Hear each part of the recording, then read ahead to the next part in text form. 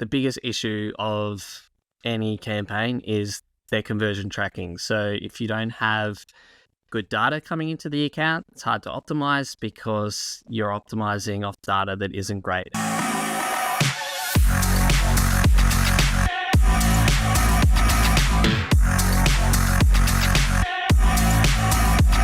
Hey guys, it's your boy Charles here, and in today's episode, I have with me Jimmy Dalgleish.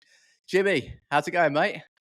Good, buddy. It's good to finally be on this call with you. I know we've been trying to line it up for a while, but better late than never, right? Yeah, we got there, didn't we? We got there. So no, it's good to have you here. Always, we speak pretty much every week, don't we, Jimmy? But it's good to kind of finally get you on the show. And basically, guys, I wanted to bring Jimmy on because he is like my go-to guy when it comes to Google Ads. Everything related to running campaigns, specifically e-commerce stores. And I'm a complete novice when it comes to this side of things. I'm fully focused, immersed on the SEO side, but when it comes to Google Ads, it's like another planet to me. So I wanted to obviously bring Jimmy on and just kind of have a chat, ask him a few questions, and go from there. So Jimmy, feel free to obviously give yourself a little bit of an intro. Who you are, what you do, just to give my audience a little bit insight into you as a person. Yeah, sure. So I'll kind of start off with basically how I got into Google Ads and kind of, I guess, the background and how I got to where I am now. So first off, I'm a Google Ads freelancer. So I'm not like managing other people. I don't have an agency. I'm purely a freelancer. So I work on a lot of high-end accounts, low accounts, massive range. I've pretty much seen everything in the time I've been doing Google Ads. Started Google Ads probably in 2013. So what, Wow. 10 or Yeah. 11 years? So yeah, I've been around the ropes now, but I got pulled into the digital marketing world. It was back in 2012. I actually entered a competition. It was just from a Facebook ad on Acer computers, and the challenge was to basically advertise their laptop computer for 5 weeks, and they chose like 5 finalists from the submissions, and I was one of those 5 finalists, and then had to compete against, I guess, 4 other people to advertise this laptop computer, which was a really fun experience. It was quite stressful. I think I was 21 or 22 at the time. So it was a big opportunity for me as well, because at the time, I think, I know the prize was like 25 grand in cash, which was, a large sum of money for someone who'd just come back from kind of traveling the world and didn't know fully what I wanted to do after that. But I ended up winning that kind of national marketing competition, and from there, I got contacted by a family friend and said, "Hey, Jimmy, can you come and help us with our marketing?" I was like, "Sure," which it was a pretty big jump from where I was. I mean, I have a bachelor's degree in health science and was working in that field. But I think after 6 months, I knew I wasn't going to do that long term. So this opportunity came up, and when I got there, working in their marketing department, I was like, okay, cool. Like, I'll have plenty of other people to learn off.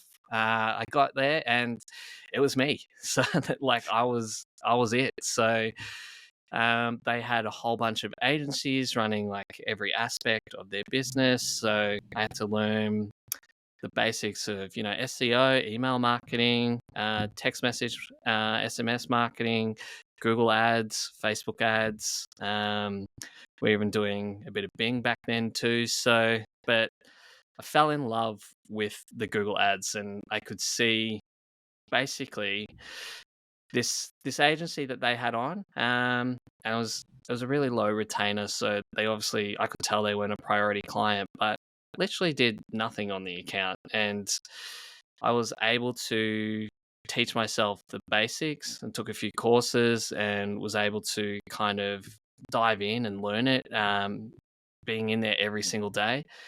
and they were a lead gen business at the time, and I was able to take their cost per lead from $129 to 12. And I'll actually go on to specifics for you for this particular client. So they were in the kind of the appliance rental space. Okay.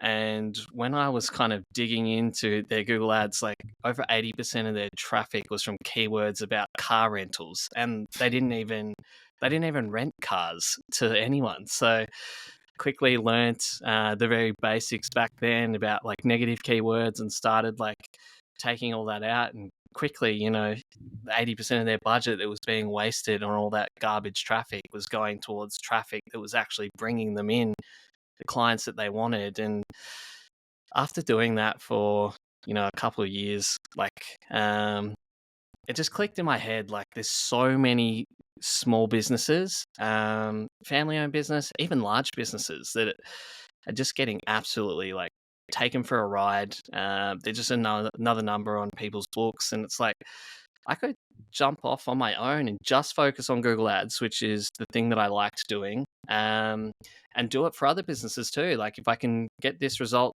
for one business, then sure, every business has its own little nuances, but essentially, I could take the skills that I was learning and just apply it to a whole range of other businesses. And at that time, I was primarily doing lead generation. Yeah. But as you mentioned just before, over the last, I'd probably say 4 or 5 years, I've heavily switched across now to e-commerce, and I don't really work lead gen at all now. We can kind of go into the nuances of why, and Yeah, that would be the good. difference between the two, or yeah. Yeah, it'd be interesting to get your experience and take on why you made that transition, and what the differentiating kind of factors are between those in terms of setting up a campaign or running a campaign.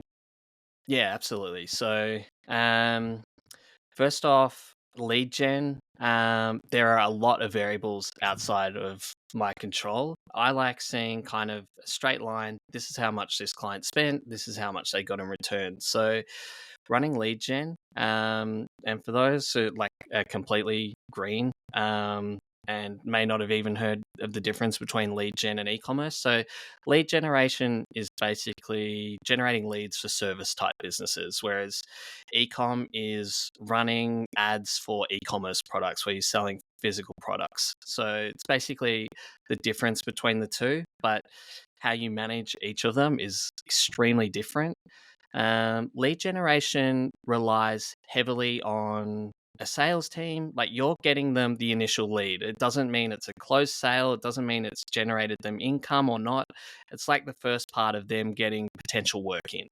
Um, and especially for small businesses, you really find it hard to get feedback on, hey, are these leads that are coming in, are they good? Are you converting them? Like if they don't have the systems in, it's extremely hard to know whether you're doing a good job or not. Basically, Yeah. like you could be getting them a ton of leads, but it doesn't matter if they're not converting any of them or getting work from them. And that's primarily why I moved away from lead generation.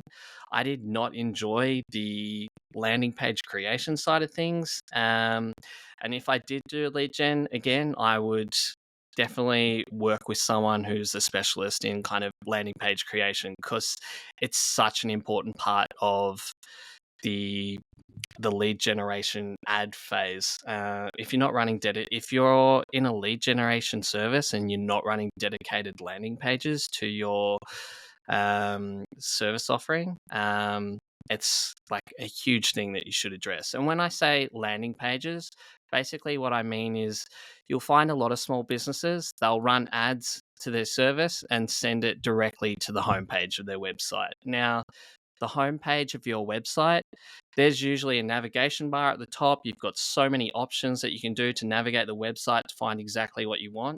That's not what you want when you're spending ad money. When you're spending ad money, you want to send them to the page where there's one option, and it's usually a form to fill out and basically a really strong headline, to or offer, I should say, a really strong offer to sell your service to that particular person. So there's a bit of research that goes into creating a really good offer and a really good landing page.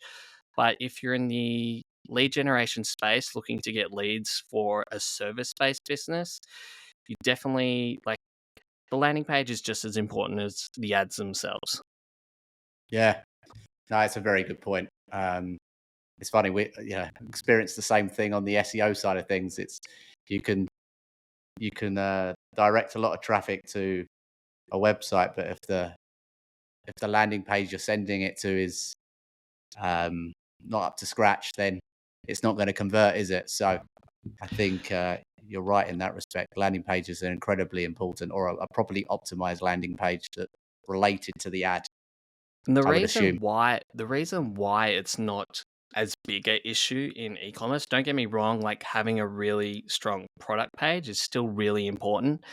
But you can it's basically with Google shopping ads, which are the shopping ads, when I'm talking about shopping ads, when you're searching on Google for a product, the shopping ads are the images at the top of Google that you'll see with a picture of the product and the price. They're actually paid shopping ads. If you're in the shopping tab on Google itself, they will have organic. So this is a really good tip for kind of business owners that aren't running ads but still want to show up in that Google shopping page. You can show up in there for free. You don't have to pay anything. All you have to do is upload your product feed to Google Merchant Center.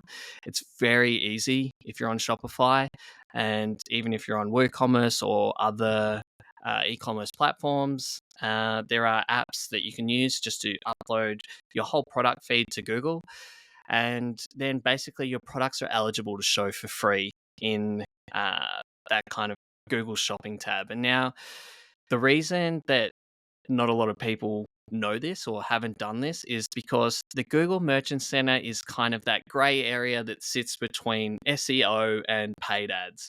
Basically, if you're not running paid ads, a paid ads manager isn't going to set it up for you on Google Merchant Center. Um, just to have all your products show for free. And then a lot of SEOs don't actually get involved with the Google Merchant Center itself because they see it as a platform for you to send your feed to run paid ads. So it's a bit of a gray area. If I'm running paid ads for an e-commerce client, I always set up their free listings in the Merchant Center. Yeah.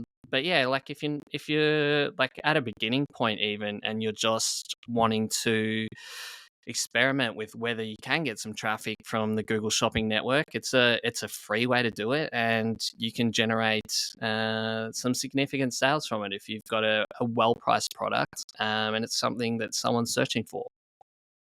Yeah, no, that's a really good tip actually. I think we've spoken about this in the past, haven't we, that there's a lot of businesses that are not taking advantage of that shopping feed. Uh, in terms of then, you just talked about uh, you know, uploading your products to Google Merchant Center, Yeah, um, which is obviously one form of, you could call it advertising, I guess, even if it's the free listing. yeah, definitely. But what are the different types of Google ads? Yeah, sure. Good question. And what, in your experience, what are you finding that's working right now? In terms of getting good, the best results out there at the moment. So if you're running an e-commerce brand, without a doubt, without a question in my mind, the shopping ads are the best value for your money. Basically, the reason is it's got your product image at the top of Google. It's got your price of your products. So you're basically pre-qualifying them on price before they even get to your site.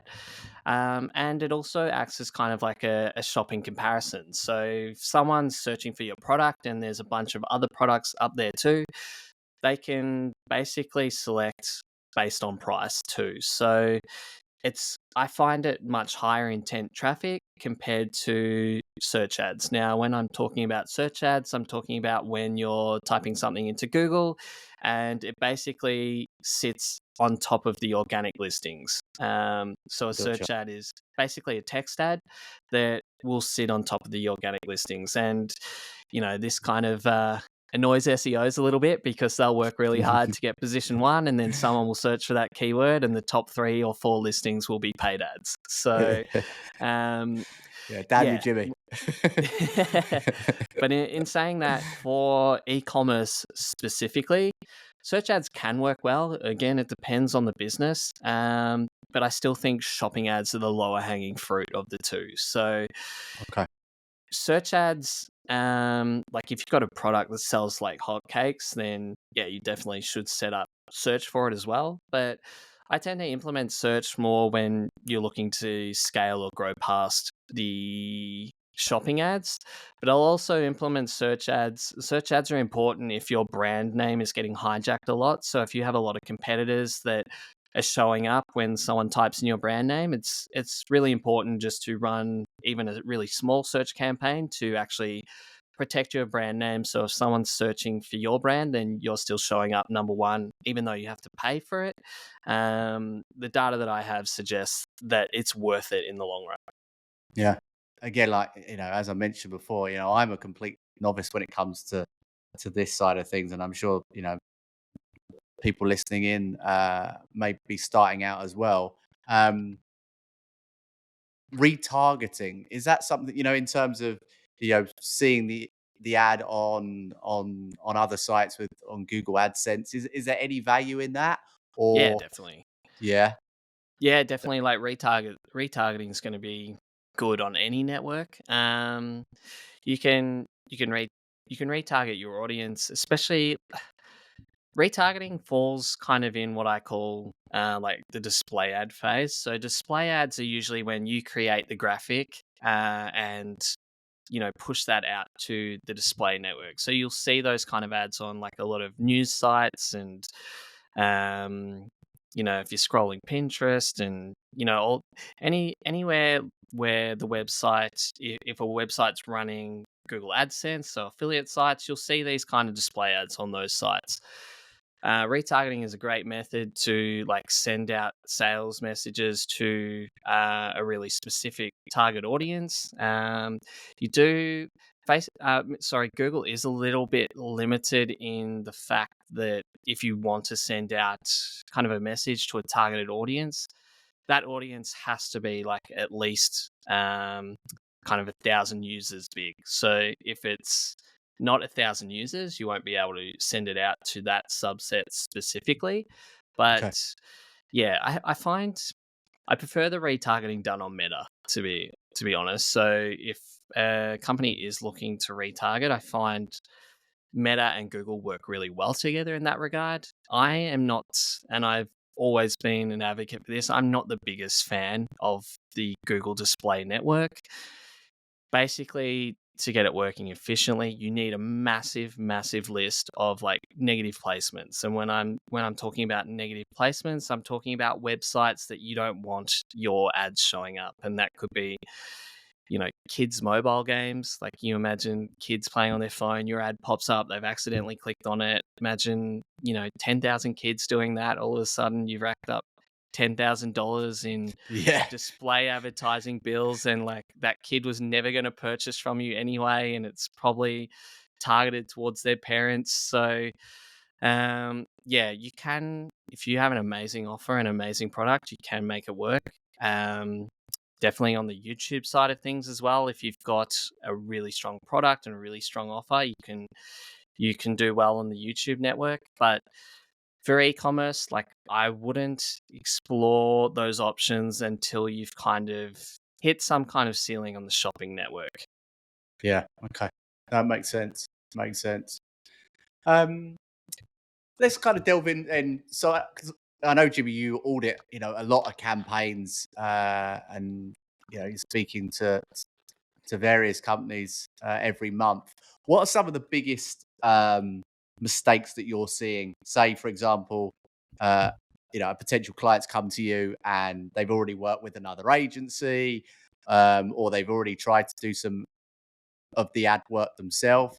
What are some of the key mistakes that you're finding that they're making? And if you can give any potential tips on, to how to fix those mistakes, that would be also, I'm sure, very valuable as well. Yeah, sure. So, number one, and without a doubt, this is the biggest issue of any campaign, is their conversion tracking. So, if you don't have good data coming into the account, it's hard to optimize because you're optimizing off data that isn't great. And I guess kind of the biggest issues I see are, one, no conversion data, which is probably the worst. Two is they've set up, so there's a lot of different data tracking you can get into with Google Ads. I won't get into all of them, but the two main ones are using the Google ad tag to get conversions, and the other one is using Google Analytics 4 and importing those conversions into Google Ads and running it that way. But, some accounts have done that, and they had them both running as primary conversion goals, which means they're essentially double reporting. And, I'll have a look at their reports, and they're basically, say Google Ads may have been responsible for 10 sales, their report's saying it's responsible for 20 because they're basically double reporting. I think for businesses, and small and large, I think the biggest thing from a tracking side that is not well understood is attribution windows. So Okay. an attribution window is basically how you define the conversion window. So that means for Google, it might be a 30-day click. So if they've clicked on your ad in the last 30 days and come through and purchased from your site, Google will take credit for that sale, depending on which goal you've used. But if I could almost guarantee, if you were to ask 90 out of 100 business owners what attribution window they're using for their conversions, they'd have no idea. And this is a big problem because business owners are comparing results on Google, they're comparing results to Meta, and they're two totally different networks and two totally different attribution windows. So, for example, the Facebook ads, like typically the default is a 1 day or a 7-day click or 1 day view through. So that means even if someone is browsing their Facebook feed and your ad pops up, whether they click on it or not, if they end up purchasing later for whatever reason. So the big issue is that Google may also take attribution for that sale too, because they may have clicked on a Google ad in the last 30 days and then they got retargeted on Facebook and then they got an email. So if the last click is from the email software will be taking credit for the sale. Google will be taking credit for the sale because it time period. So the hard thing for business owners to understand is if they've got, $500,000 of sales in Google, $500,000 of sales in Facebook, and their email marketing platforms reporting $500,000, they're like, oh, great, like my numbers will be on the back end, $1.5 million in sales, which is not the case. And it may be around, 900,000 in sales. And they're like, wait, but my marketing platforms are all reporting this, and this is the total number. Which one's wrong? And none of them are wrong unless the tracking's set up incorrect. It's just the attribution window that they've all credited to themselves hasn't been fully explained to basically the person running their numbers. And I have this conversation a lot because I only do the Google Ads side of things. So if they're getting a report from me and then they've got someone else doing, their Meta ads, they're getting a report from them, they're like, I should have this much in sales because this is how much, these marketing platforms have said that they've bought in for the business. And this is where you have to explain kind of the attribution model. I'm like, yeah, but these two platforms are taking credit for the same sale essentially, because there can be, they're nearly, especially if you've got a higher priced item, there's usually multiple touch points throughout that buying process. And each platform, depending on their attribution window, will take credit for that sale. So I think it's one of the biggest things for businesses to understand. And if they've got a really good marketing manager, they can use like third-party software to, get a more, it depends what their goals are really, but they can get a more holistic view from like third-party like tracking software. But the important thing to know is, I don't care what anyone says, no tracking or no tracking platform is going to be 100%. Just with the amount of touch points people will go to purchase your products, they're swapping devices between their phones, tablets, laptops. So there's never going to be 100% accuracy in their tracking, but it's important to get it as close as possible. So you're working with the most relevant data to make, business decisions on where marketing budgets may be spent and how it's to be spent. So without a doubt, the biggest thing that I see and the first thing I check on every single account is how they're doing the tracking, is it working, and what needs to change or what could be added to this tracking. So that's the number one thing. Interesting. And is there any, before you set up a campaign, is there any other steps that you go through to make sure that that you've got the foundations right? And I mean, obviously you talked about the tracking. Is there any other key things that you need to make sure or you suggest that the client puts in place before you actually start that campaign? And this will be different answer depending on whether they've advertised before or not. If they've advertised before, I'm always doing like a deep dive on their product data, seeing what percentage of their products is bringing in what percentage of revenue. So for e-commerce businesses especially, like every time I run this, there's usually like between, I'd say almost like around 2 to 8% of this. Sorry, I should clarify this a bit. I'm typically working with clients with probably 1,000 plus SKUs. So, and some even up to probably the range of 50 to 60,000 SKUs. So when I say like 2 to around 8% of their products that are bringing in close to like, 90% of their revenue, that's what I'm looking at, especially if they're running campaigns. Like some campaigns I see will just have one campaign set up and every product's in there.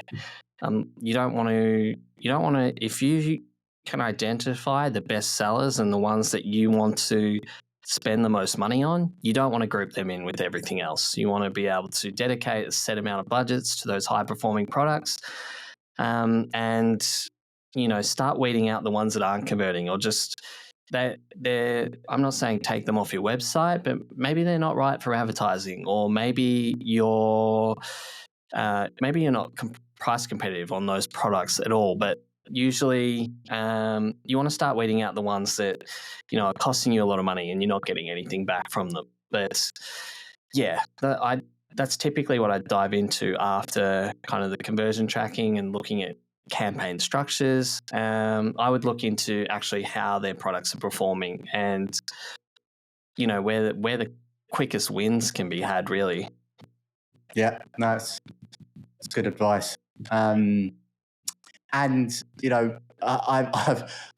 from the SEO side, I've had conversations with my clients that have said, oh yeah, we started a Google Ads campaign, but we tried it, it didn't work. And I'm thinking, having spoken to you before, Jimmy, I'm sure they're probably there's some key things that they're doing wrong. The thing is with, where I said the answers will be different from the people that have advertised before that haven't. If they haven't advertised before, they really need to set the expectations of setting a budget and collecting like minimum 3 months data before they can kind of rule it out, because especially if you've got like a lot of products and you're running Google ads for, a month and being like, oh, it doesn't work. It's like Google probably hasn't even served 90% of your products, like especially on depends on the business, but usually if they're just starting out, they like to operate on a conservative budget, which is great. It's what I'd recommend too. I never recommend going like full hog straight into it. Like, let's build up to that, let's start small, get some wins on the board, and then we can scale accordingly from there. But yeah, you've got to give it some time to collect the data. And if you're not getting like minimum 30 sales a month, then all these kind of automated bidding strategies that Google have implemented and working on, they're not going to have enough data to operate on. So you're more than likely not going to get the results that you want. But yeah, that's why it's so different from someone starting out to having advertised before. I like working with people that have advertised before, because I guess my specialty is analyzing the data that they've already got.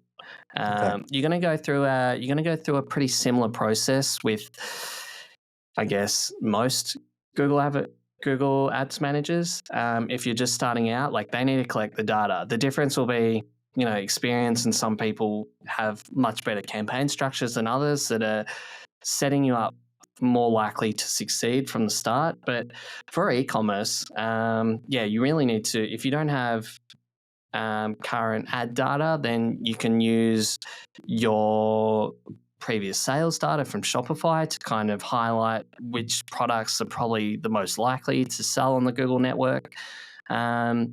But yeah, the more important thing is to get started, and don't go in with super high expectations to start out. You can grow to that.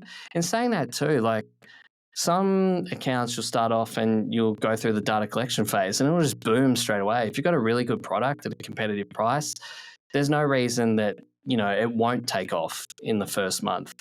But if you're kind of like a retailer and you've got similar pricing to competitors and there's nothing to heavily differentiate you from everyone else, expect to invest a bit to get the data that you need to compete with those guys.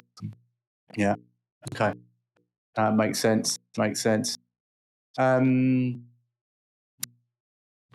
your thoughts on, obviously, a lot has happened over the last, I guess you could say, 12 months with the introduction of, more AI. How are you finding AI is impacting your industry, and where you see that kind of tying into Google Ads, whether that's the implementation of it or the disruption of it? Where are you kind of, what's your thoughts on the whole landscape at the moment with AI? Yeah, look, I know a lot of people are scared about it and its capabilities. I'm actually excited about it. It's it opens a lot of new doors. I'll give an example specifically. So I can code at like a extremely basic level. Like, I wouldn't even call myself a coder, but I know the basics to get me around a website and whatnot.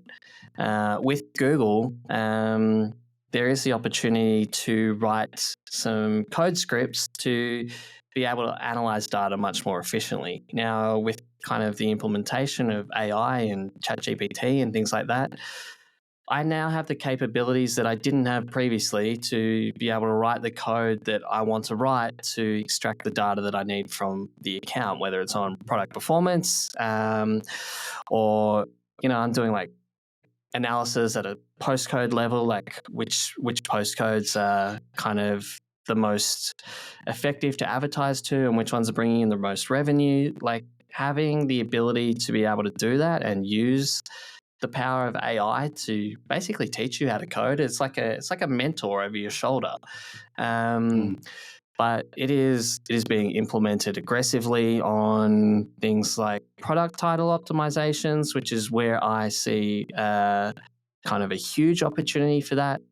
Like, imagine this: say you've got a client with 45,000 products in their feed, and their product titles are not well optimized for like shopping ads. You could, but if you're going to go through and basically rename all those manually, good luck doing 45,000 of them. I might see you in a few months. So, but with the power of AI, you can basically teach it, how you want product titles to be represented. You give it examples, and you can say, okay, do this for this 45,000 products, and you can have optimized product titles in the space of 2 minutes. So they're like the grunt work optimizations you can do. You can edit for like Google Ads. You can edit the product titles at kind of the supplementary feed level with rules and things like that, adding data. But yeah, there's definitely a big opportunity to remove a lot of the grunt work, which isn't like super high level thinking.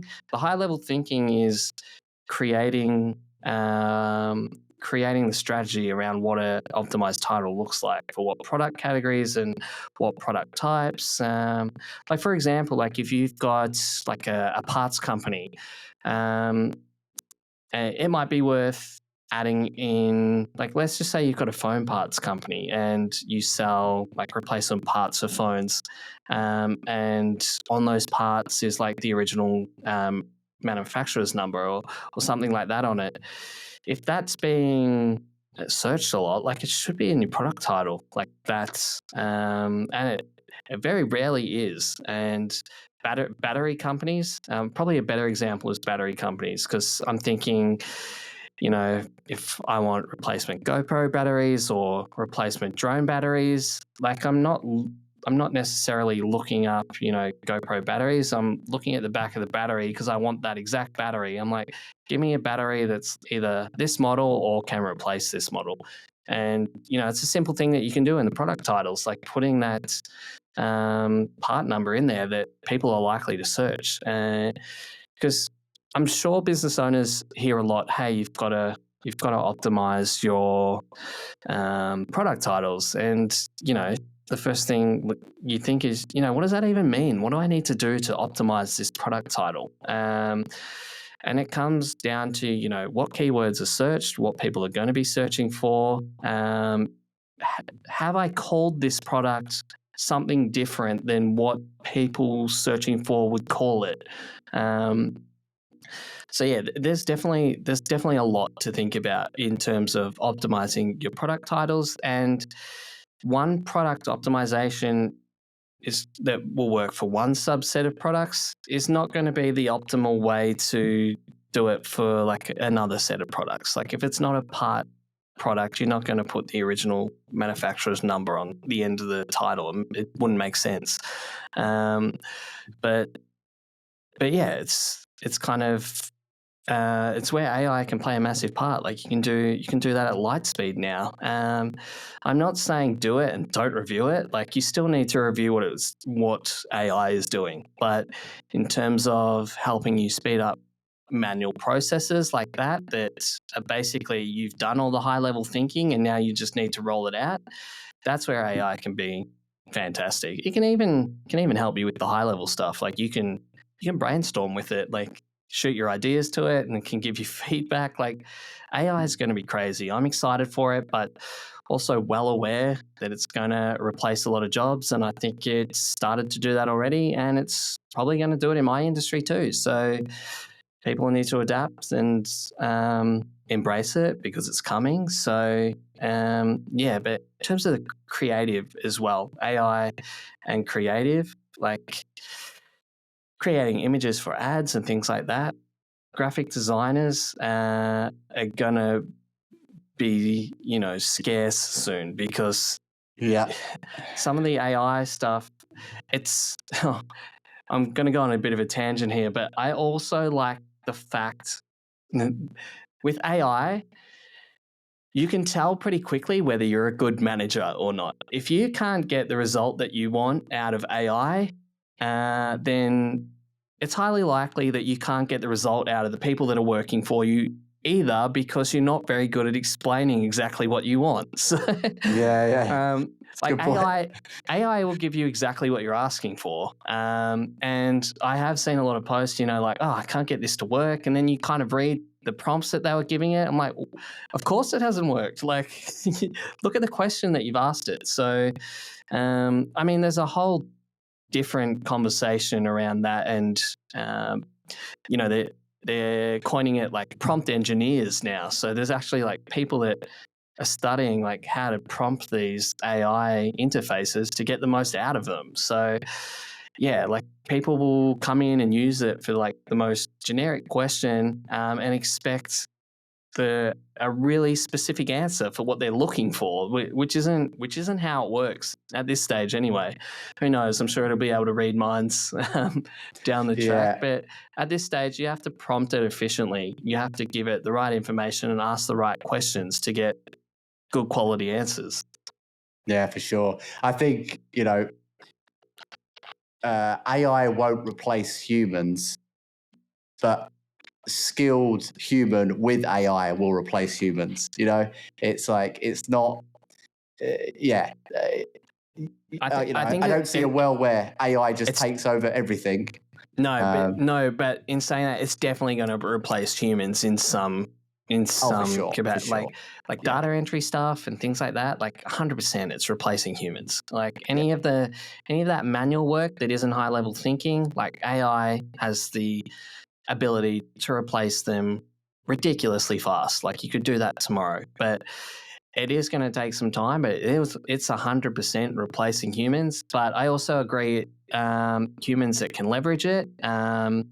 Humans with AI are going to be more powerful than humans solo. But AI will definitely replace some sections of the market. And it's already doing it, so it's not an if, it's when it's coming for everyone. It's happening right now, isn't it? Let's be honest, it's happening right now. So, it's certainly, it makes you level up your game for sure. I think, as you mentioned, adaptability is going to be a key. Yeah, I mean, like trait. If you're embracing it, like I've already learned a ton of new skills around, coding and how to implement things, and I'm learning a lot. I love it. It's like basically your own personal mentor for teaching you new skills. It's fantastic. Like I'm all for it. Yeah, no, for sure. I guess kind of wrapping things up a little bit, Jimmy.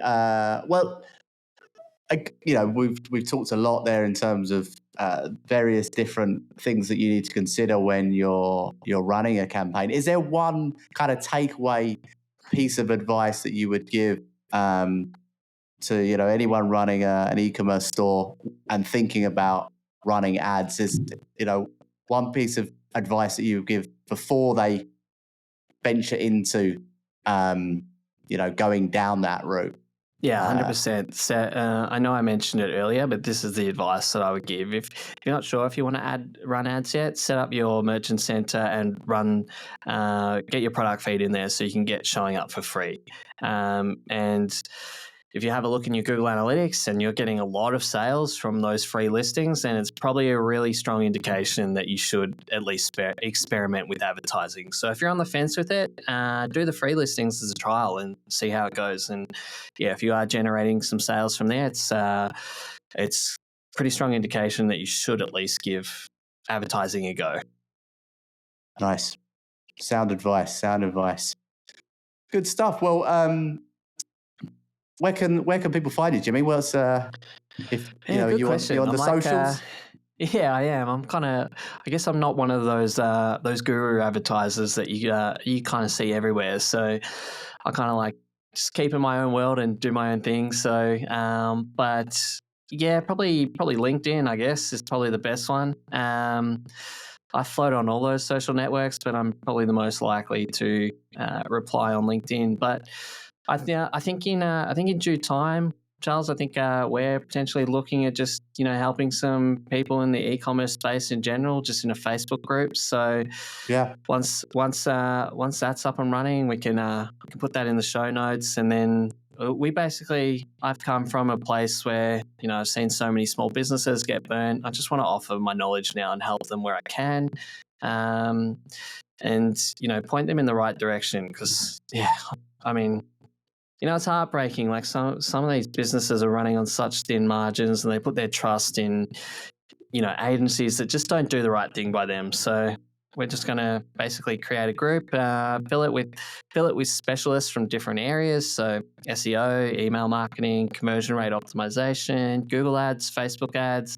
So we'll have a specialist from every area in there, post a value post once a week. And then if people have questions, especially about their e-commerce store and advertising, they can shoot it in there and, get an answer from someone who's, been through it and, just providing them some quality advice. So I think that will probably be a good place to find us both in the future. And especially if they are in the e-commerce space, they can get some feedback from people that have been, in the weeds themselves and worked with a lot of accounts and can help them to basically grow their own business too. Sounds good. No, that's great. There's going to be a lot of value in there. I'm sure we're going to help out a lot of businesses. I think it's definitely needed. Good stuff. All right, Jimmy. Well, yeah, appreciate you coming on the show. Like I said, it was long overdue, my friend. We made it happen. Yeah, no, I've enjoyed it too. So, I mean, we always. I was going to say shoot the shit, but I'm like, how can I say that on the show? We always are chatting, like, probably, agency side as well. Well, when I say agency side, like our own journeys as freelancers, the highs and lows of that. So, I mean, there's a lot of areas we could explore. So if any of that interests your audience down the track, I'm sure we can get on and have another chat about everything and everything. Yeah, sounds good. We'll do a part 2, I'm sure, at some point. Good stuff. All right, guys. Well, that wraps up another episode of the Charles Travers Show. Until next time, over and out.